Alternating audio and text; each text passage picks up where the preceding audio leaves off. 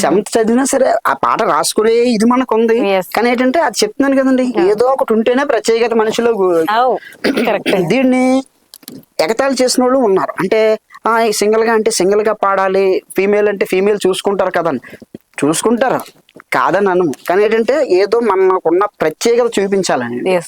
ఏదో స్పెషల్ చూపిస్తేనే కదా 10 మంది ఇప్పుడు అక్కడి నుంచి వచ్చి మీరు అవకాశం ఇచ్చి ఒక ఇంటర్వ్యూ పిలిచారు అంటే ఏదో స్పెషల్ ఉండబట్టే కదండి. సార్ మమ్మల్ని కాంత్ గారు సార్ పిలిచారు మమ్మల్ని, ఇలా చూసి ఇలాగ అడిగిన వెంటనే ఎంతో మంది అవకాశం ఇస్తామని ఆ ఫోన్ ఫస్ట్ చేసిన తర్వాత ఓకే రండి రండి, హైదరాబాద్ నుండి దీంతో 10వ సారి అండి రావడం. నిజమేనండి 10వ సారి అండి. కానీ ఎన్నాళ్ళకి ఇంతవరకు వచ్చాను నేను. ఒకే దెబ్బకి 2 పిట్టలు అన్నది ఏదో సామెత ఉంది చూసారా. కాంతి గారు ఫస్ట్ నేను సంక్రాంతి టైంలో ఫోన్ చేశాను ఆయనకి, ఓకే అన్నారండి. నేనేదో అనుకున్నాను, చాలా మంది వచ్చారు.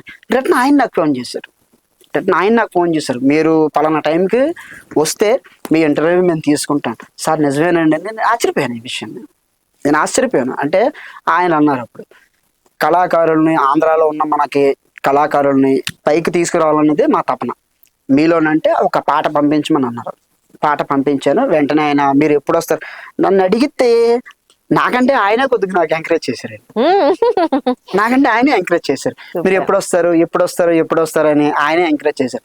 మా మిస్సెస్ సాధారణంగా ఈ విషయం నమ్మదండి, చాలా మంది ఉన్నారండి ఇలాగా అని. ఎప్పుడైతే ఫోన్ నువ్వే దగ్గర పెట్టు ఆయన కాల్ చేస్తారని నిజంగా చేశారు. ఆయన్ని రమ్మనండి మేము చేస్తాం. ఇప్పుడు లేకపోతే ఇక్కడ వరకు వచ్చి మీతో మాట్లాడడం అంటే ఇది నాకు దేవుడిచ్చిన కొద్దిగా వరం కింద. మీ ఎంత టాలెంట్ వాళ్ళతో మాట్లాడడం కూడా మాకు కూడా దేవుడిచ్చిన వరమే. ఓకేనండి, నేను అలాగే అంతే కదా. చాలా థ్యాంక్స్ మేడం. అలాగే థ్యాంక్ యూ. ఒక మనిషిని, ఒక కళాకారుని మీరు గౌరవించి కూర్చోబెట్టి వాళ్ళ అభిరుచులను తెలుసుకుని వాళ్ళ అసలు ఏ విధంగా మీరు చేశారో అన్న విషయాన్ని కూడా మీరు చాలా చక్కగా అడుగుతున్నారు. అది చాలా సంతోషం. నాలాంటి వాళ్ళు చాలా మంది ఉన్నారండి మనకు ఆంధ్రాలోనే. సార్ అదే నాకు చెప్పారు.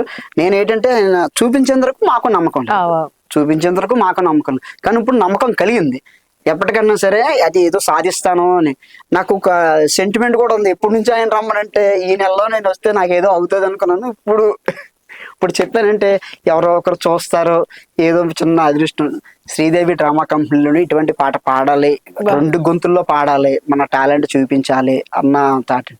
సో వెంకట వర్మ గారికి చాలా టాలెంటెడ్, అన్ని male and female duet songs ఖచ్చితంగా పాడతారు. తన గోల్ వచ్చేసి, తన ఎయిమ్ వచ్చేసి ఖచ్చితంగా శ్రీదేవి డ్రామా కంపెనీలో పాడాలని ఉద్దేశం అంట. సో మీకు గనక సపోర్ట్ చేసి మీరందరూ తనని ముందుకు నడిపిస్తే ఖచ్చితంగా మీ అందరి బ్లెస్సింగ్స్ తోటి శ్రీదేవి డ్రామా కంపెనీ వరకు వెళ్లే విధంగా చేశారని మేము ఆశిస్తున్నాం. సింగిల్ సాంగ్స్ ఏదో ఒకటి బాలు గారిది సింగిల్ సాంగ్.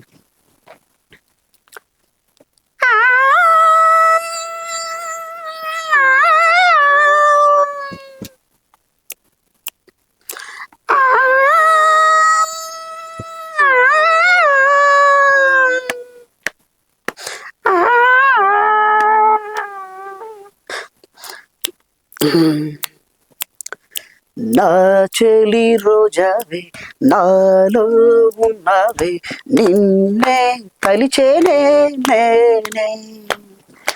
నా చెలి రోజావే నాలో ఉన్నవే నిన్నే కలిచేనే నేనే.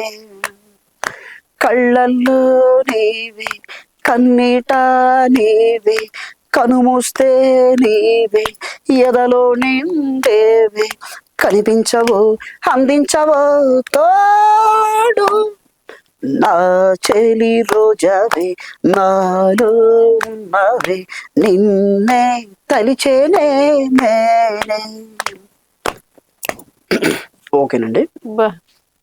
ఏమన్నా అసలు ఓపెనింగ్ ఉంది కదా, వాయిస్ ఓపెనింగ్ ఇచ్చారు కదా అని ఆకారం, అసలు ఫీమేల్ లో పాడే ఆకారం, ఆ ఓపెనింగ్ ఇచ్చేసి వెంటనే మేల్లోకి వెళ్ళిపోయారు.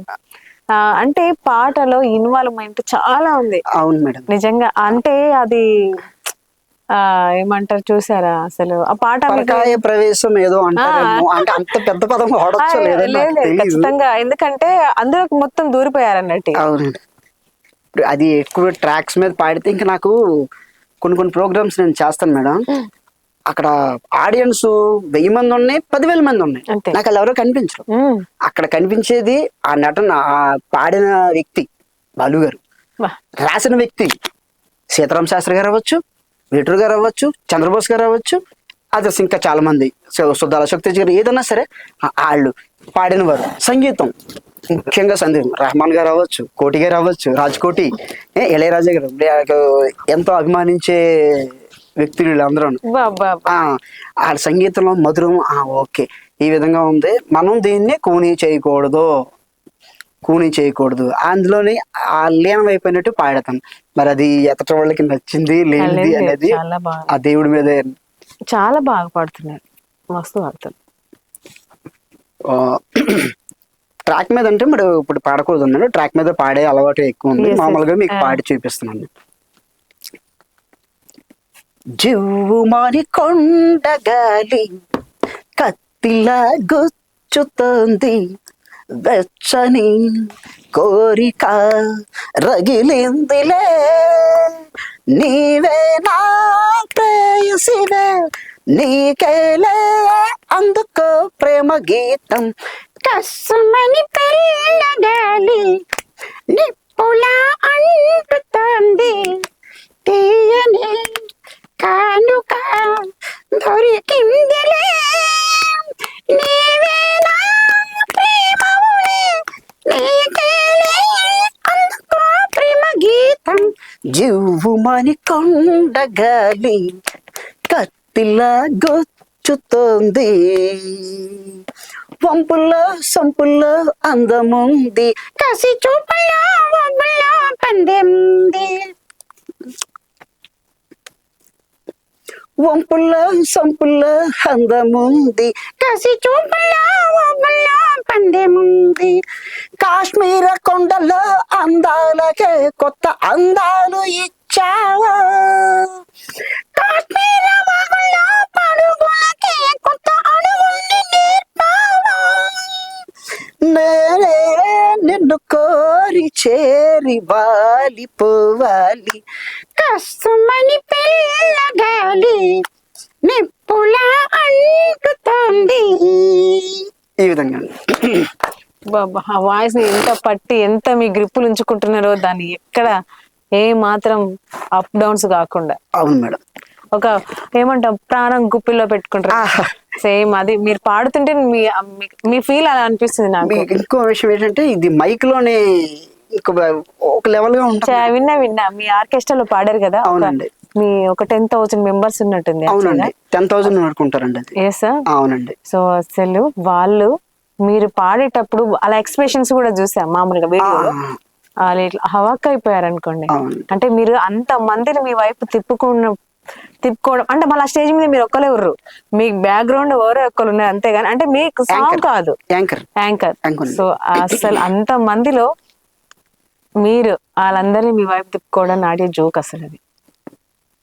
చెప్తున్నాను కదా, చిరంజీవి గారి పాటల మీద పాడి, అలాగే నాగార్జున గారికి, వెంకటేష్ గారి ఓహో లైలా ఓ చారుశీల కోపమేళ మనకేలా గోల మందారమాల మా పటేళ్ళ, ఓహో పిల్ల శుభానల్లా సరాగంలో విరాగాల విసంబిసపయేసురు సరసల దరువుల కుసకుస తెలిస కలికి చిలక, కసి కసి పదవి కదలికల కవితల పిలుపులు తెలిస కవిని గనక, ఓహో లైల ఓ చారుశీల కోపమేళ మనకేలా గౌర మందారమాల మా పటేళ. ఈ విధంగా బాబా, మీరు మామూలు టాలెంటెడ్ కాదండి, ఇంత హెవీ టాలెంట్ ఉండి అంటే ఎక్కడ ట్రై చేయాలనిపించలేదా, వెళ్ళాలి నేను ఇక్కడ పాడాలి లేదు అని? అంటే ట్రై చేయాలని ఉన్నది మేడం, అంటే చేస్తూనే ఉన్నాము. కొద్దిగా ఏంటంటే సింగిల్ కాదు, మనం ఇక్కడికి వచ్చి చెయ్యాలి. నేను ఆల్రెడీ 10 నిమిషాలు మీకు ముందే చెప్పాను ఈ విషయాన్ని. నేను ఇక్కడ వరకు నేను వచ్చానంటే అది టాలెంట్ అంటే బయటకు తీయాలన్న ఆలోచన మీకు కలగడం, ఒక టాలెంటెడ్ ఉన్న వ్యక్తిని బయటికి తీయాలి అన్న ఆలోచన మీకు కలగడం, ఎంతవరకు మేము వచ్చాం. ఈ అవకాశం కూడా మాకు ఇవ్వకుండా ఉన్నారండి చాలా మంది. అంటే దాని వల్ల వాళ్ళకు వచ్చేది ఏంటి ఇది తెలియదు మేడం, తెలియదండి. అంటే మాట ఇచ్చి ఓకే ఏదో అంటే మనం వాళ్ళు కూడా కింద నుంచి వచ్చిన వాళ్ళే, ఎస్. కింద నుంచి వచ్చిన వాళ్ళే. ఒక అవకాశం మనకి ఇస్తే ఏమవుతుంది అన్న నేను ఒకరితో ప్రోగ్రామ్ చేస్తాను ఆల్రెడీ, వాళ్ళు ఇప్పుడు చలామణి అవుతున్నారు. వాళ్ళ ప్రోగ్రామ్ కి నన్ను పిలిచారు. ఇక్కడే అక్కడది పటాన్ చెరువు, హైదరాబాద్ వచ్చాను, పటాన్ చెరువు వచ్చాను, వాళ్ళతో ప్రోగ్రామ్ చేస్తాను. వాళ్ళే అన్నారు ఆ మాట, అంటే వాళ్ళ పేర్లు మనం చెప్పలేము ఇప్పుడు. Yes, yes. వాళ్ళే అన్నారు, అనే మాకంటే మీరు ఒక టాలెంటెడ్, వాళ్ళు ఆల్రెడీ ఫీల్డ్ లో టాలెంటెడ్ వాళ్ళు, అంటే ఇప్పుడు మన టీవీలో కానీ చాలా పెద్ద వాళ్ళు నన్ను చూసి మిమిక్రీ చేస్తారని. అవునండి. పాట పాడతారు. అవునండి. ఫీమేల్. అవునండి.